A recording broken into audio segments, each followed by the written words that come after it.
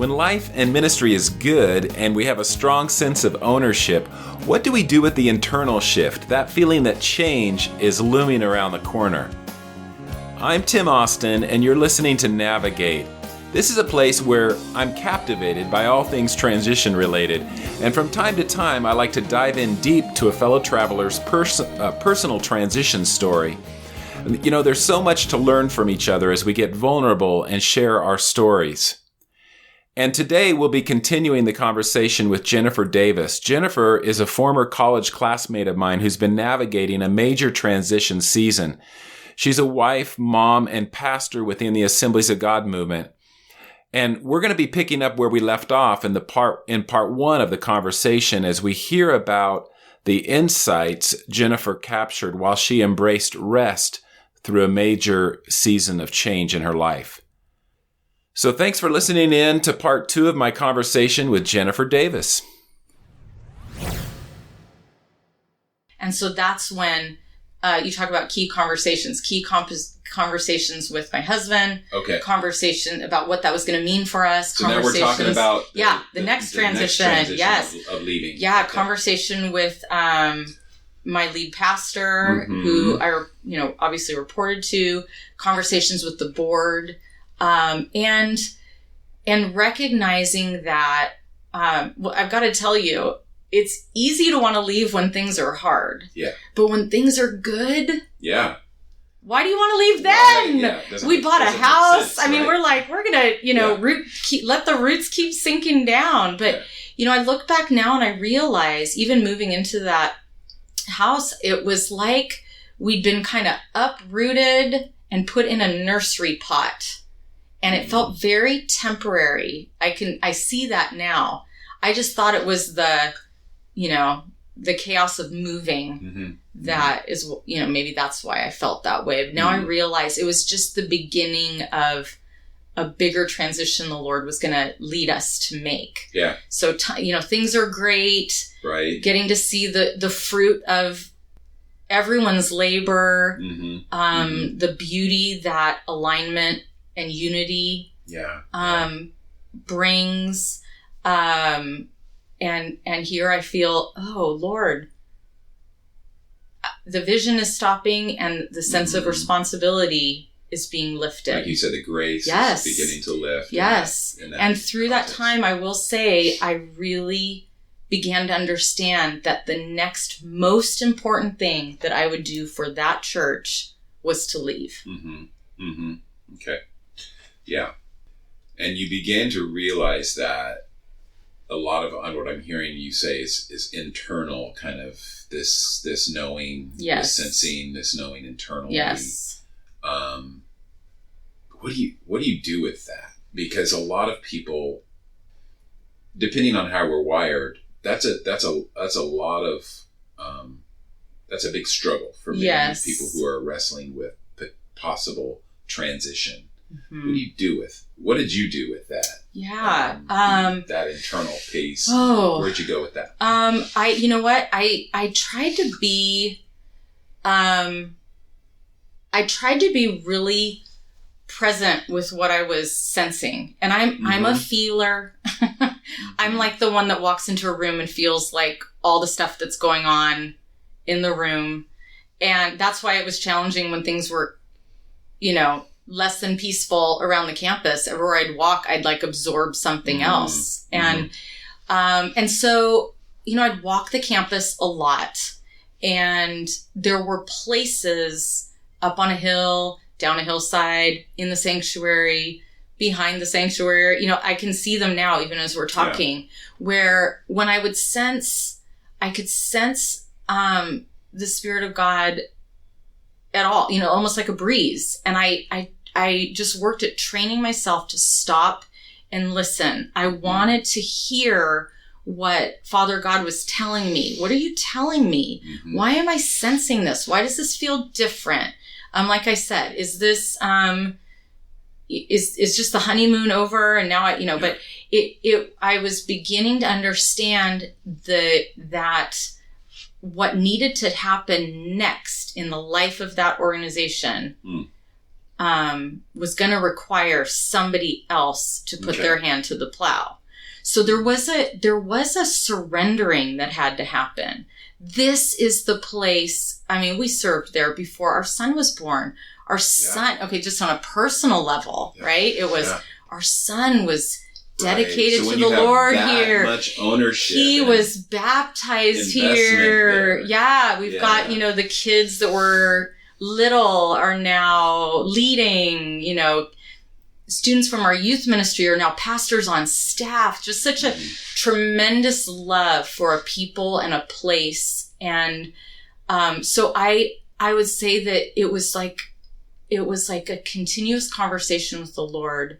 I'm getting kind of teared up just thinking about it, just surrendering. Mm-hmm. And really that's what we're called to do. We're called to live with a surrendered posture. Right.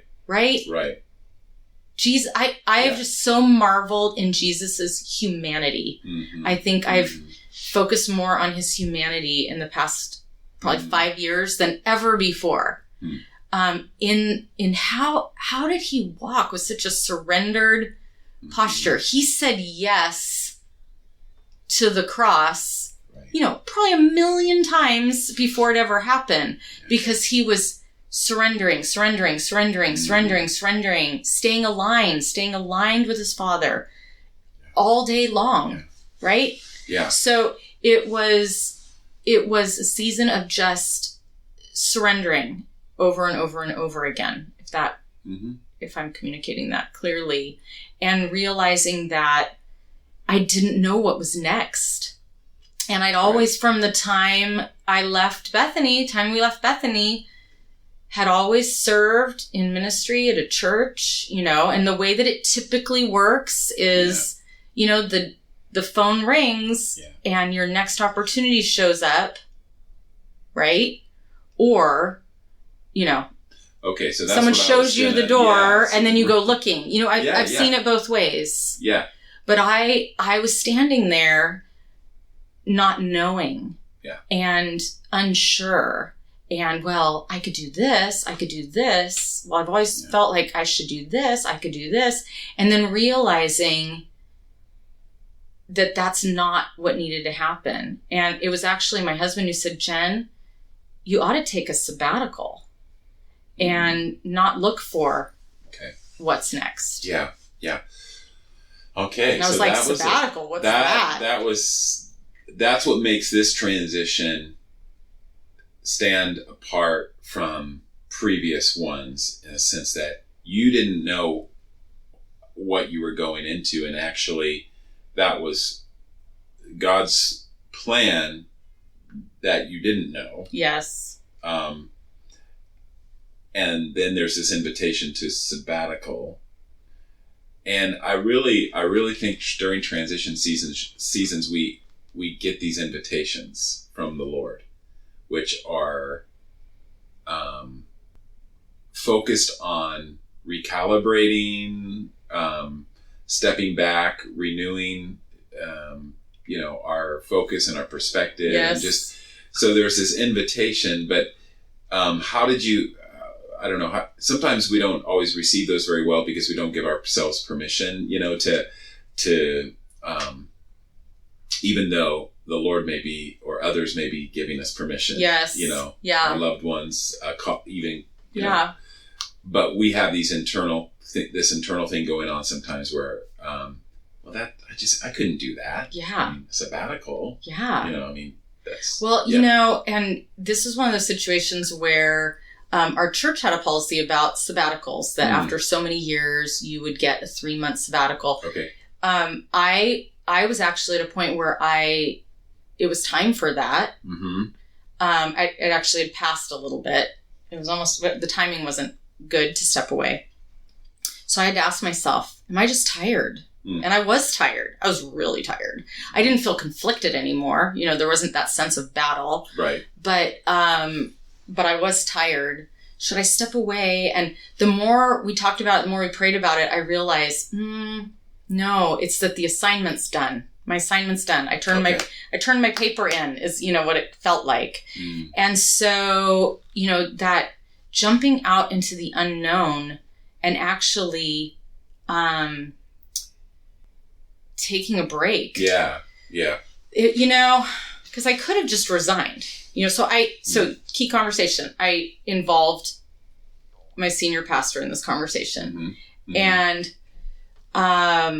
actually we set an end date 2 months out. So I had 2 months to kind of help everyone transition. Okay. Which was really helpful. Right. And then jump out into the unknown. Yeah. And there was a sense, I'm trying to remember if I felt afraid. I felt apprehensive, apprehension. I turned 50 this year. There aren't like a whole lot of female senior leaders in the movement that we've been a part of. Right. I'm in this fabulous place and leading on a level I'd kind of waited to lead at forever. Yes. Right? Right. Hit my stride kind of thing. And what if that never happens again? Right? Yeah. What if... Some of those what if questions. Right?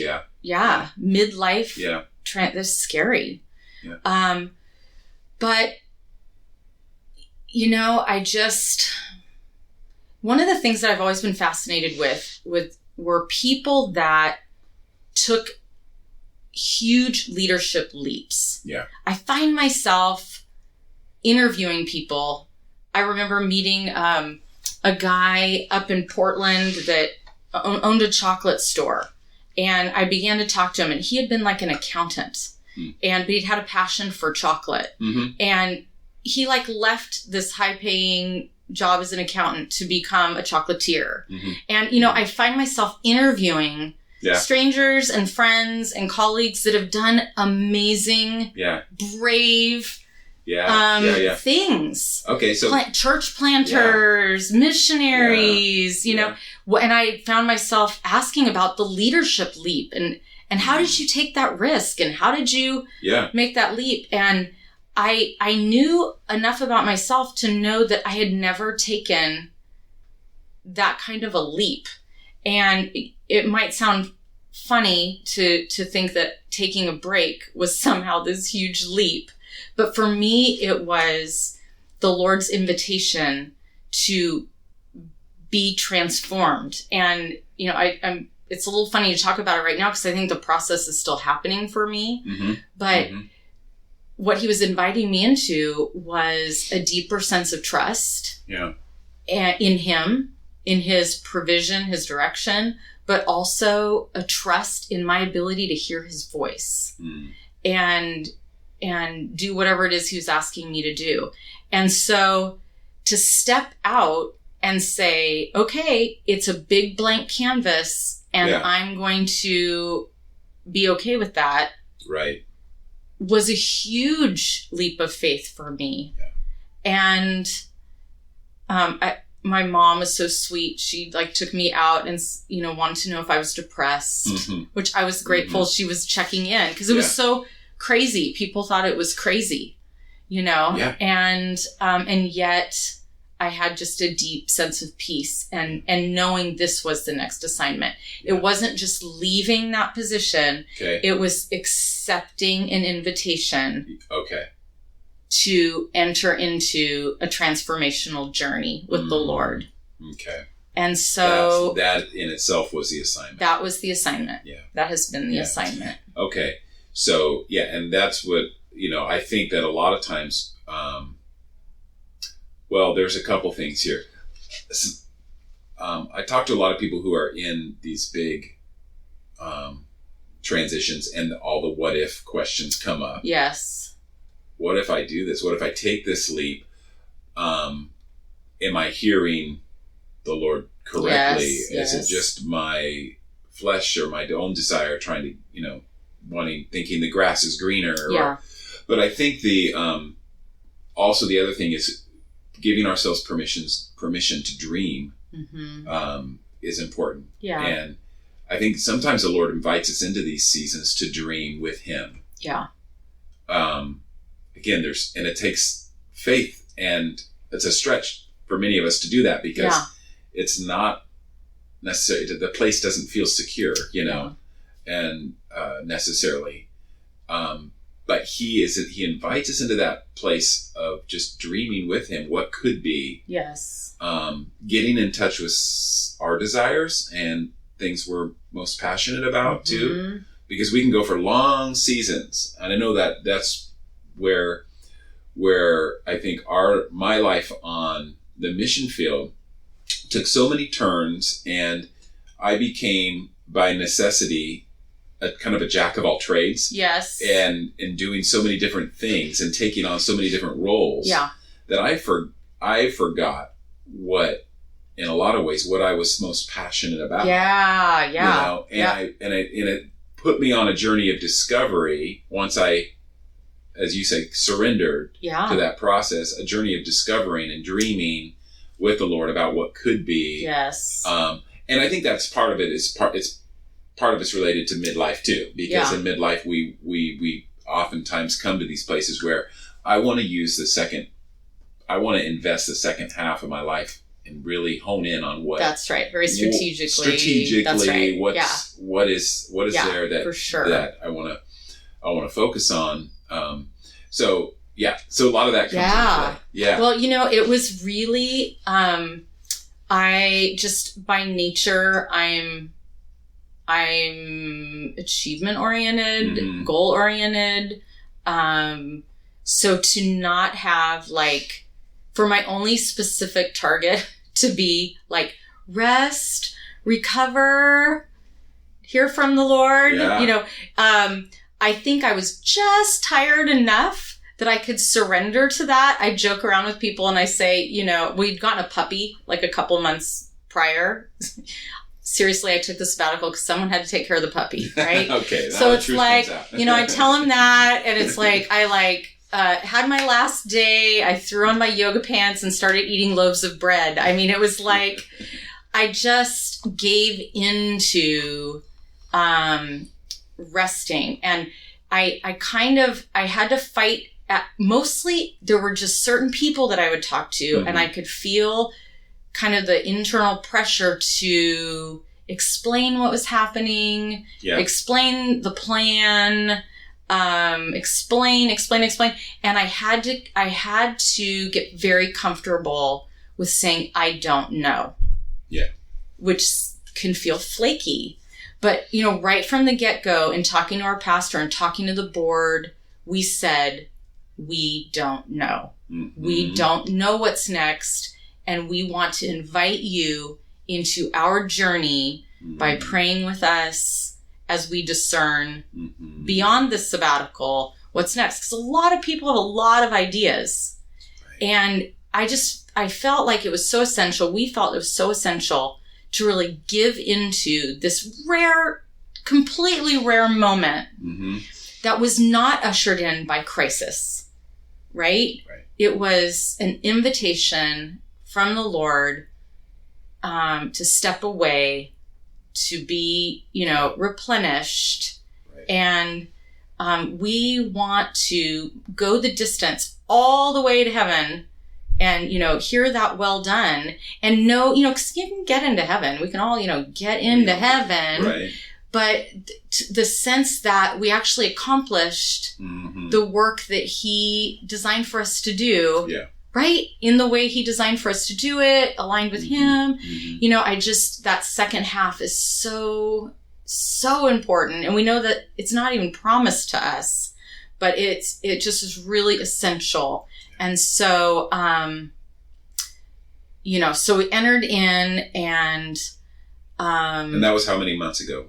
It's been just over a year. I just crossed the year mark. You just crossed, and it was a year long Sabbath. A year-long sabbatical. Okay. And I will, what I will say is that I went into it hoping for the summer. Okay. Hoping for summer? Yeah, hoping for the summer. Picking in seasons of life and... Okay. Yes. What does summer look like? Well, it was actually physically the summer. It was the end of June when I stepped out, and we had kind of looked at our cash flow and kind of projected how long, because we were drastically cutting our income. We were a 2-income family. And how long could we go and how long could we stretch before I needed to do something? And I had committed to myself that I would rather get a job at Starbucks or Borders or anywhere if we needed income before I went and became employed somewhere in ministry unless the Lord directed me to do so. Which that was just where I was at. I felt like what was going to happen during the sabbatical season was so essential for the next chapter of life and ministry that I didn't want to do anything to shortchange that and just go back into, you said jack of all trades. I completely relate to that, just doing ministry as a job. I've been fortunate that I've been employed in the church. I've been able to focus on that full time, and that's been my vocation, along with my employment. I mean, not everyone gets to do that, but I knew for this next season, it was a yielding to the process. Okay. All right. So, I think I went off the tracks there. Well, we're talking about... I've spent a lot of time alone with a puppy this year, so my talking skills are rusty, Yeah. So it was a yielding... Oh, yeah, the summer. That's what I was saying. The summer. Yeah, the summer. So, Lord, can I just have the summer? Would you provide enough for the summer? Because I didn't have a timeline. There are different kinds of sabbaticals. Right. I'm not an expert on sabbatical. There are some people that travel a lot. There are people that want to do accomplish specific areas of study during their sabbatical. Right. This was not that. This was, I was like the equivalent of a crumpled up sheet, and the Lord hung me on the line and just let the wrinkles ease out in a warm summer breeze. He was so kind to me and gentle, and that intensity that, 3 hours in the morning preparing, that was gone, there was an ease to life. And, I mean, what a gift. I know there will be people who will say I could never do that, and it came at a cost for our family. We had to make different choices. Right. And we had to choose to use, money that we'd saved. And, so 3 months went by, and we were, praying about what was next. And really what we experienced is that he didn't show us a next, specific assignment, like plant a church, write a book. Yeah. Join the circus, this is whatever. 3 months into your... This is about 3 months in or so. He began to show us a new area, a new region. And that's how we wound up moving to Folsom, California. Okay. And so he began to show us that. And actually, it had been on our radar kind of the year before. We stumbled into Folsom and discovered this place. We drove into town and saw somebody walking a zebra across the bridge. And we thought, what is this magical place? I still don't know. I'm sure it wasn't a dog that was painted stripes. No, it was absolutely a zebra. Yeah, on another podcast. Well, there's a zoo here. I'll tell you about the time that I got attacked by a peacock in Folsom, but that's for another podcast. So suddenly he began to highlight a place for us. And the long story short is about 6 months, almost 7 months into the sabbatical, our family relocated. Okay. We actually picked up and moved, and people said immediately, Facebook explodes. Do you have a new position? Do you have a new position? Which is a normal question, sure. Right? Right. But our response was no, but the Lord's positioning us. And that's what we really sensed. And it was just that continued... I've never been on a journey like this before in my life, but I wish that I'd lived my entire Christian walk like this in terms of that sense of surrender and just trusting that the Lord is going to go before you. He's going to lead us. He's going to open and close the doors. Things like our LinkedIn pages and all those things play a role, but really it's about what his assignment is. That's so true. Right? Yeah. Trusting, so true. Even walking in the season and being like, feeling very vulnerable. Like, people don't know me. We don't have any credibility in this new area. None. We don't have the history. We don't have like you said, the really lineage. Blank, right? Totally slate. Blank. Like in our old environment, even throughout the city or the cities everywhere I'd go, I'd run into somebody I knew. Mm-hmm. And there was a sense of credibility, and there was the joy of family. Like this one was in our youth group, and now they're in their youth group, and our son's youth pastor had been in our youth group, and it was like being an elder in the tribe, There's this web of relationships. Yeah. So joyful. Yeah. And to come into a new place, and even walk into a new church and be like, nobody knows me. Yeah. Nobody knows what I can do. Right. Right? So nobody knows what I can do. Right. And then having to surrender that piece, right? Yeah. It goes with your and that's the identity piece, and the purpose, loss of maybe what we feel is what we've been kind of placing value on in our own lives, and how we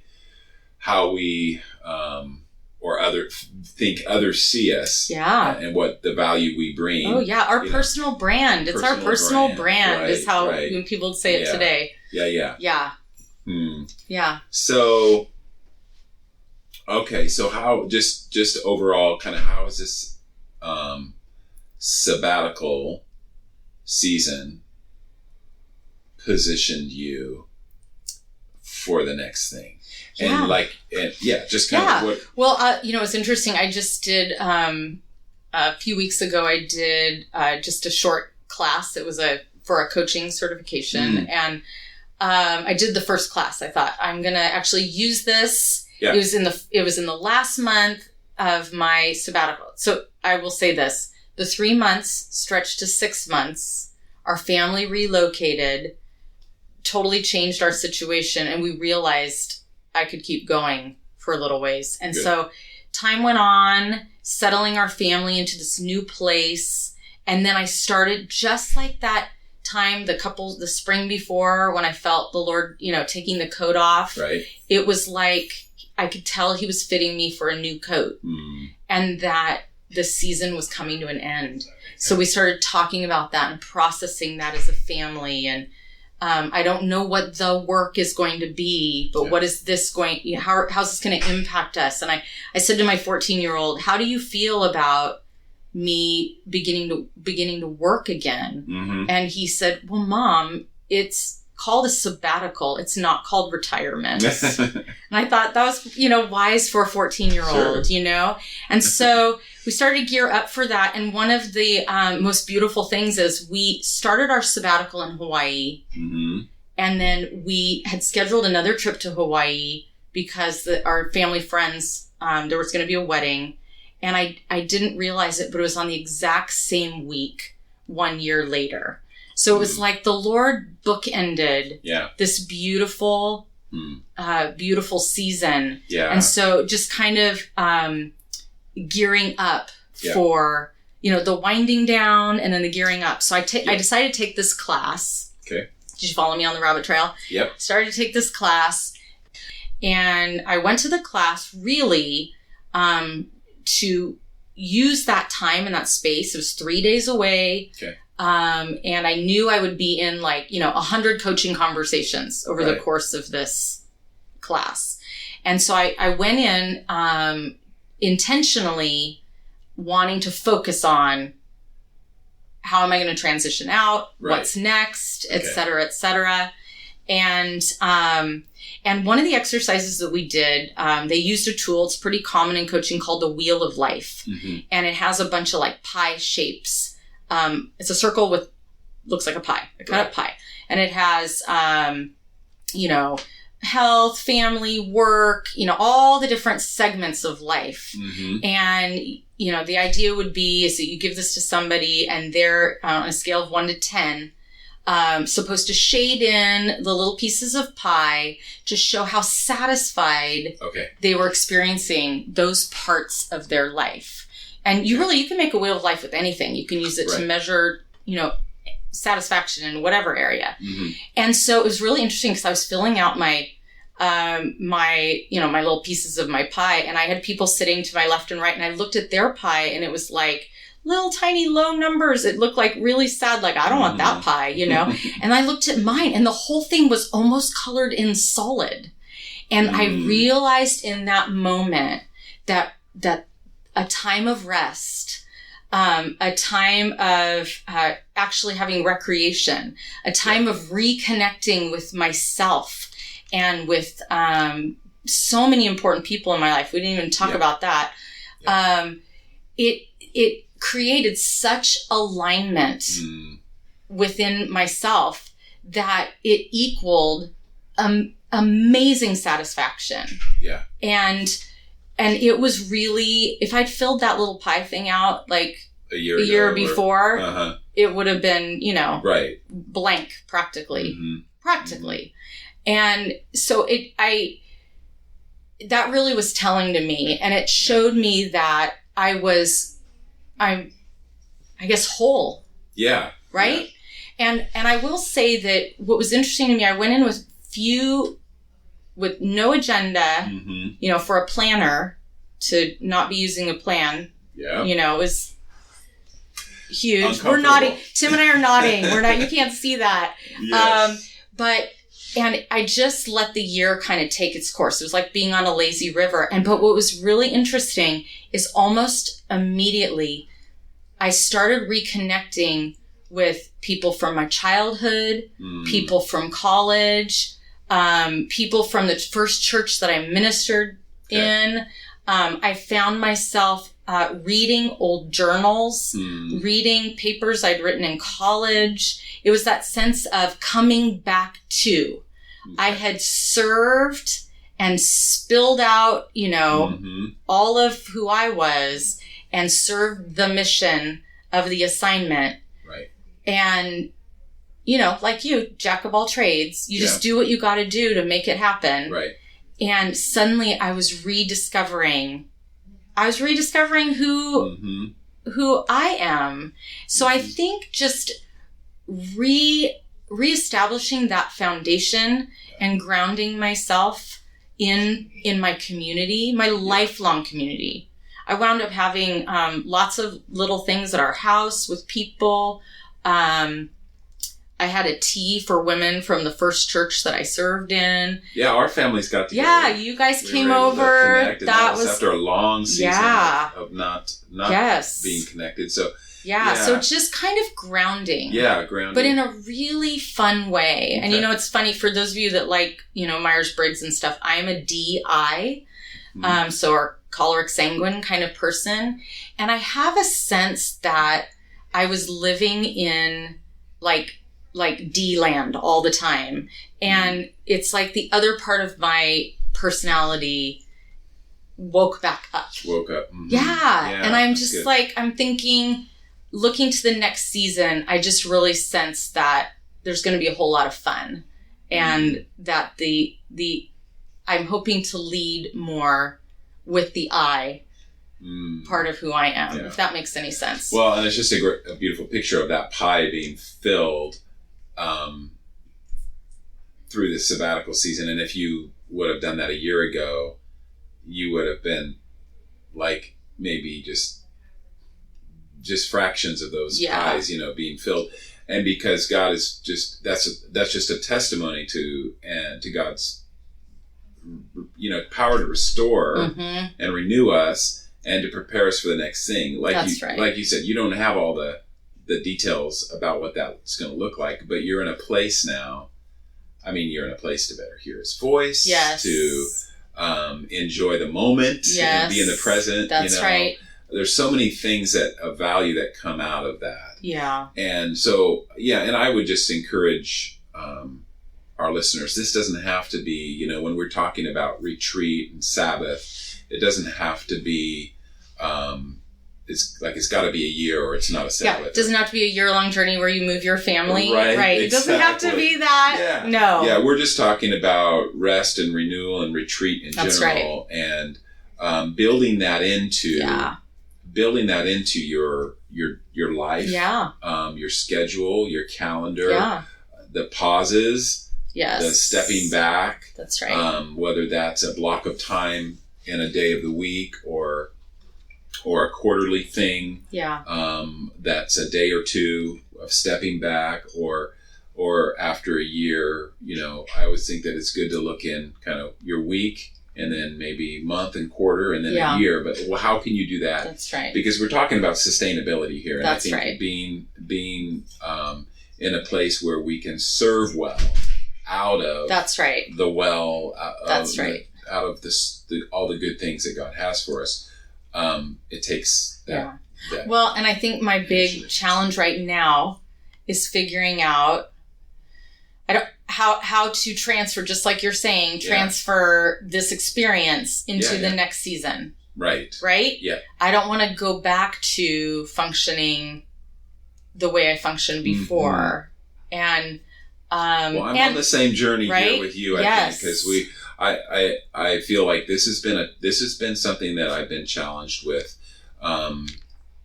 lately, just from some podcasts I've been listening to and books I've been reading about looking at the season you're in. Yes. And saying, okay, what is it about this season what does my posture need to be, my approach to this season?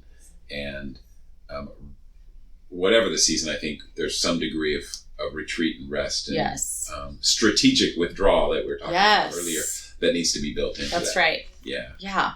Okay, so that was going to be one of my questions. What would you say to your younger self? Yeah, you know what? I've thought a lot about this because I really hope to be just ongoing, like involved in helping young ministers get started. And I think sometimes, you find yourself in a class or a seminar and they do the whole write your eulogy exercise, begin with the end in mind, kind of thing. But, I think if I were to teach a class for young, up and coming ministers, I would want them to actually design a lifelong self-care and growth plan. And I would think when you talk about budgeting, saving, everything, actually building in your own sabbatical moments so that just in regards to sabbatical, very few churches are going to offer that to someone or businesses. Right. Some will. Yeah. Some will. But most don't. True. And so, you know what? Take that on yourself and along with whatever your regular rituals are for self-care. Why not build in some seasons of sabbatical to look forward to? And I'd like to plant that seed and that concept in their minds so that they can prepare for that. And because I know they'll benefit from it. And yeah, it's not impossible. No. It comes at a price. Right. But so does everything else. So if it's on your radar and you can figure out how to do it, you should. Why not save for that? Yeah. Yeah. We're intentional about a lot of other things. Yeah. But could this be something we could be more intentional about? And I certainly believe. And what you're saying is so important for, young people with ministry vision and a passion to get out there and do. Yeah. Let's build intentional time into our lives for the being piece to actually be with God. Yes, absolutely. Which is Jesus' invitation to his disciples coming off of a very busy time of ministry. Yeah. We see they hit. I'm just thinking about the season they were in. John the Baptist had died. Yes. So they had an huge emotional impact on them. Yes. And then all this incredible opportunity for ministry. So very, very dynamic. Yeah, dynamic. Yeah. Lots of amazing things happening. Yeah. And what does Jesus say? Come away with me and rest for a while, you know, that's and right. just step back that's right. from that. And knowing that that's real life. It is real life. It is real life. And, you know, for people, because I hear it a lot, I could never, well, it must be nice. You know, that's what people say. Well, it must be nice to take a break. But, you know, having a sabbatical from leading doesn't mean that you have to stop working. You know, why not take a seasonal job? You know, take a seasonal job, work, I don't know, at Target or Starbucks or something. There's a weight that comes with leadership. Right. And I think we develop a lot of skills over time, and hopefully as we mature, the Lord gives us wisdom about how to serve people. Yeah. And so those are things we can learn. But the other piece that we have to develop is the ability to bear the weight of leading. And I think that's really what this season was for me. It was a season where I was able to set the weight down and really rest. So it's important. It's important to, especially for those of us that are always in some kind of leadership role. Right. Yeah, for sure. Yeah. Well, the story is still being written, right? So you're coming out of the sabbatical season. Yes. Nicely bookended by these Hawaii trips. It's crazy. I'd never been to Hawaii in my life, and now I've been there twice. So you've inspired me to. Yeah.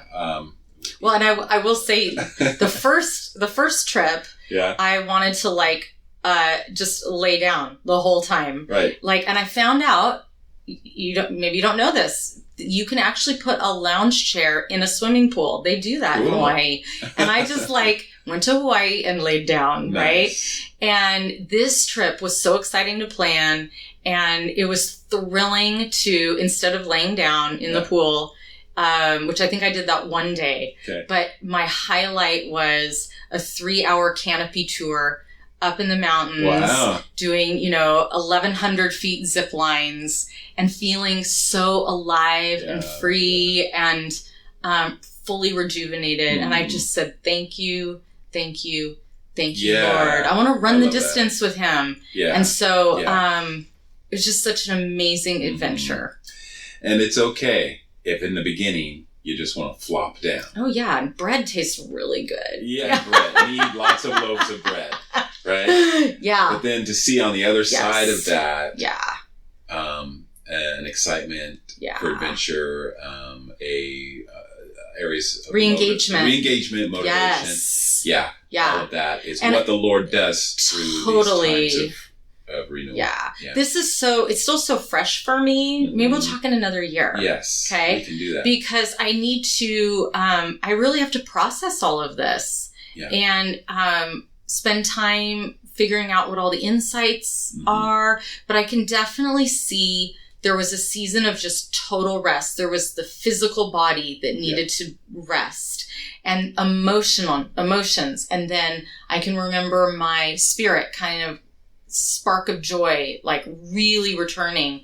And then my mind clicked on and suddenly I was thinking about things and making plans and all along the way, these really reconnecting with people and then building new relationships in a new environment. Those human relationships. I went from, wanting to sit in a chair with my puppy to organizing things with groups of people. Yeah, so so re-engagement. Re-engagement. That's the word. Re-engagement. Good. Yeah. I love that. Well, we will have to talk again. Yes. And here I'm running for Congress. No, I'm just kidding. You never know. Yeah. It's exciting just to kind of now be in a place where we can kind of track with you a little easier than when we were on the other side of the globe. Yes. And looking forward to hearing how this story unfolds for you guys in your transition. Yeah. Say hi to Dwight. I sure will. And Keenan. And Sounds great. Thanks again for joining me. Thanks, for this Tim. episode. This is great. Appreciate just the time to process. Yes. It's like free coaching. I got free coaching today. Well, hey, anytime. Yeah, it's great. Okay, we'll talk to you later. Tim. Thanks. If your transition is anything like mine or Jennifer's, you probably have a lot invested, and the thought of walking away onto a blank canvas may sound terrifying. At times, leaders are called upon to take big risks, leaps of faith into the unknown. And it's in those times that we can feel most alone and misunderstood. What's the invitation from God, not just in the leaving, but accepting His invitation to start painting on a new canvas? Is God highlighting a pause or some shift for you? Is He fitting you for something new?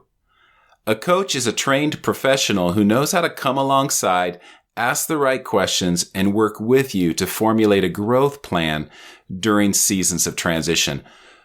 Book a discovery call with me at EncompassLifeCoaching.com if you're interested to learn more about how working with a coach can be one of the best strategic decisions you can make. Thanks for joining me today, everyone, for this episode of Navigate. I've been your host, Tim Austin. If this has been helpful to you, would you mind rating this podcast? Write us a review, share on social media, and of course, you can always subscribe so that you're sure to get in on the next episode. I'll catch you next time.